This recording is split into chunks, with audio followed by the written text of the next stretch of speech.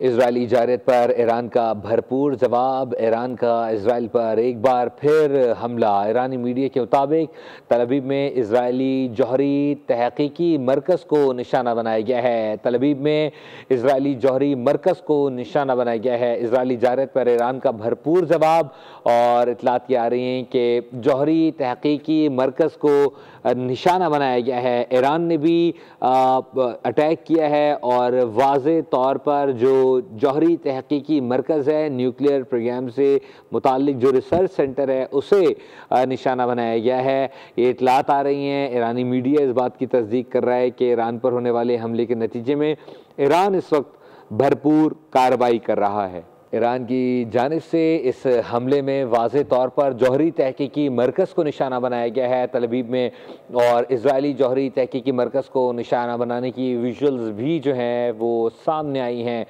इससे कबल ईरान की जानिब से जब ये हमला किया गया तो तल अवीव में रेड अलर्ट जारी कर दिया गया और तमाम जो शहरी हैं उन्हें महफूज बंकर्स में जाने की हिदायत जारी की गई।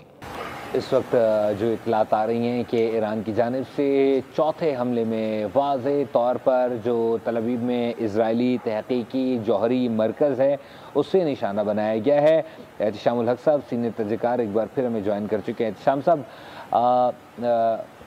इस बार जो इतलात आ रही हैं वो रिसर्च सेंटर को निशाना बनाया गया है और इतलात ये भी आ रही हैं कि इजराइल इस खबर को दबाने की भी कोशिश कर रहा था।